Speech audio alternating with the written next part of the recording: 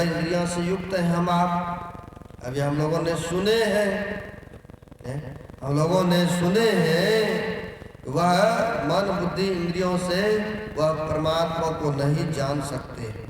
14 इंद्रियां, 5 कर्म इंद्रियां हैं, 5 ज्ञान इंद्रियां हैं, 4 अंतःकरण की इंद्रियां हैं।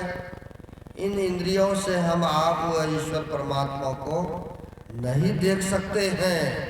इंद्रियों से ऊपर उठना पड़ेगा। तो अपने आप तो उठ नहीं सकते हैं, अपने आप तो उठ नहीं सकते। इसके लिए संतों से भेद लेना पड़ेगा। युक्ति के द्वारा जब प्रयत्न करेंगे तब इंद्रियों से उठेंगे। गुरु महाराज की एक पढ़ा था मैंने, वह गुरु महाराज की दिनचर्या है।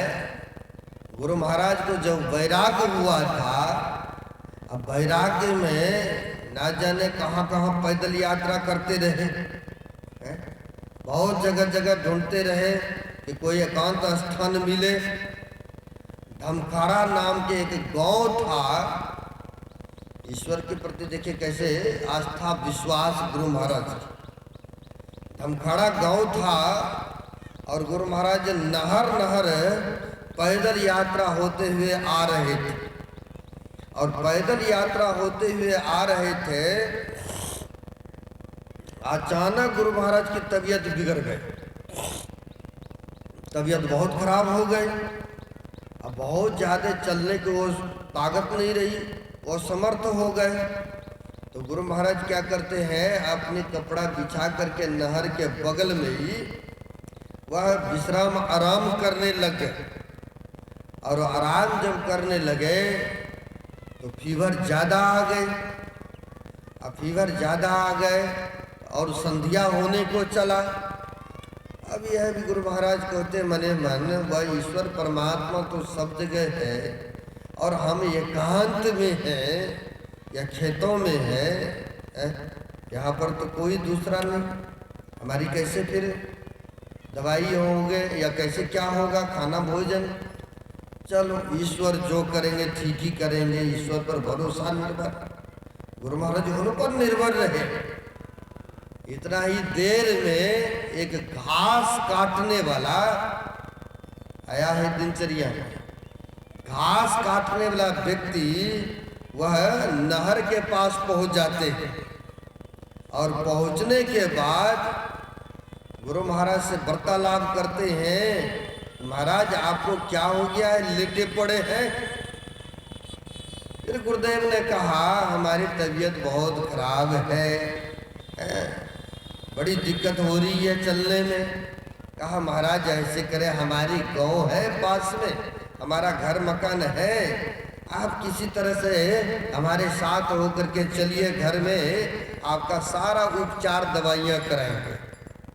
अब गुरु महाराज बड़ी खुश हो रहे अंदर अंदर। देखिए ईश्वर ने किसी न किसी तरह से किसी को मेरे पास भेज दिए। और फिर गुरु महाराज उनके साथ उनके घर पर गए। फिर दवाई उपचार हुआ, रात्रि विश्राम भी किए, जो भी था श्रद्धा के साथ भोजन भी ग्रहण कराए। फिर गुरु महाराज को ये ईश्वर पर पूर्णतः विश्वास हुआ कि देखिए हमारे को आगे कोई पीछे नहीं, लेकिन वह ईश्वर कितनी बड़ी दयालु है कि खेत में नहर के पास किसी न किसी व्यक्ति को भेज दिया हमारी सुरक्षा के लिए। तो वही कहते हम लोगों को भी विश्वास अगर वैसा हो। हमारे गुरु महाराज पहुंचे हुए संत हैं, संत और भगवंत में कोई अंतर नहीं होता, हम लोगों को पता है। जो ईश है वही कहते हैं गुरु है, जो गुरु है वही ईश्वर है, यानी ईश्वर है। संत और भगवंत में कोई अंतर नहीं होता है, बशर्ते भक्तों को विश्वास होना चाहिए।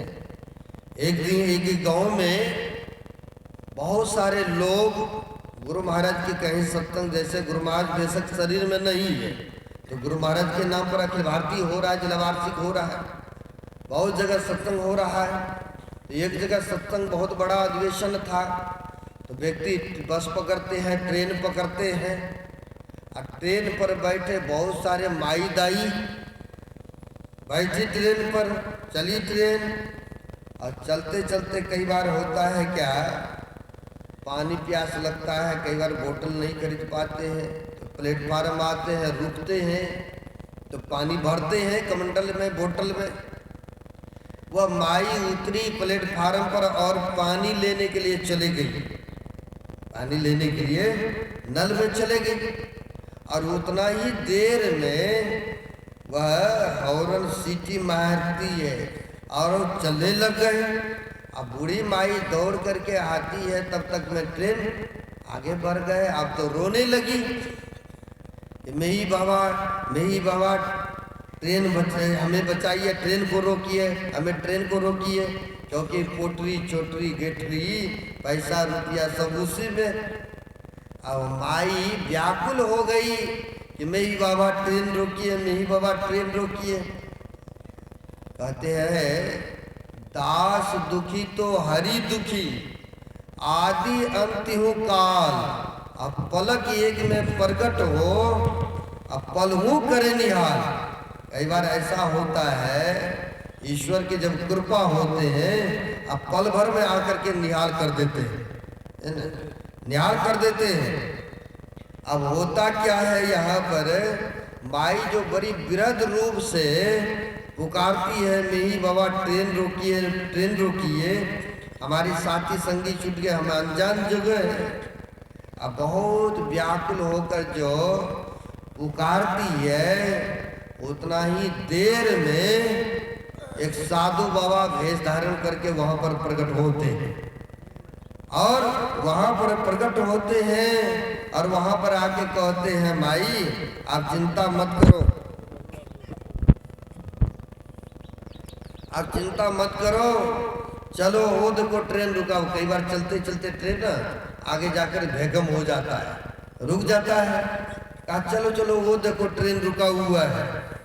अब ऐसा कहा, माई को वह साधु बाबा साथ लगाते हुए लेकर के चले ट्रेन पर बैठाने।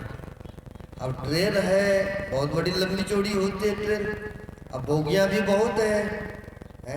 ये तो कोई गारंटी नहीं कि उसी बोगी में जहाँ पर इसकी गेटरी मोटरी है, गाँव के आदमी है, उसी में तो जरूरी नहीं है, और में भी बैठा सकते थे। लेकिन गुरुदेव की ऐसी कृपा हुआ, वह साधु बाबा ने उसी बोगी में जिसमें कि इनकी गांव के लोग, इनकी बैग झोला था, साधु बाबा ने ले जा करके उसी गांव में, उसी व्यक्ति के पास में जाकर के छोड़ते हैं।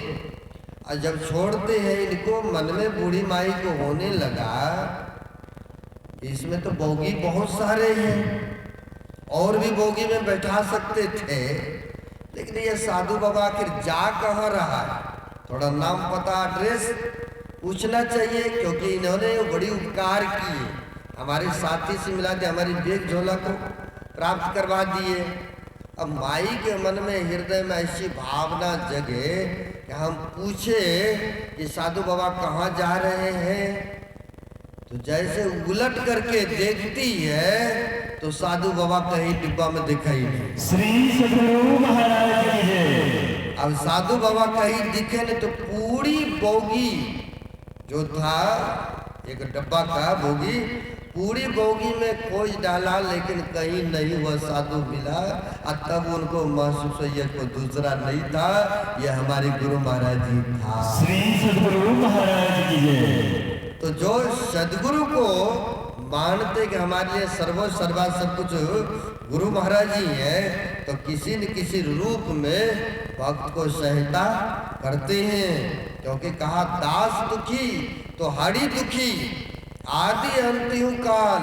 अब पलक एक में प्रगट हो, अब पल हो करे निहाल, पल भर में प्रगट हो करके भक्तों की रक्षा करते हैं। इसलिए कहा गुरु और ईश्वर में कोई अंतराल नहीं होता है, कोई फर्क नहीं पड़ता है, जो गुरु है वही ईश्वर है। इसलिए गुरु महाराज को ईश्वर जान करके हम लोग ध्यान सत्संग सुमरन करते रहेंगे, तो गुरु महाराज की कृपा सदैव बरसते रहेंगे। अभी के लिए इतना ही काफ़ी है, 10:05 होने को जा रहा है। अब अपराह्नकालीन है, कल भी है, सुनाया जाएगा। अभी के वक्तव्य को संपन्न कर रहा हूँ। बोलिए प्रेम से श्री सद्गुरु महाराज की जय। आइए एक छोटा सा भजन परम सत्य श्री ब्रजलाल बाबू के कंठ से सुनते हैं, तत्पश्चात हम सभी आरती गान में भाग लेंगे। श्री सद्गुरु महाराज की जय।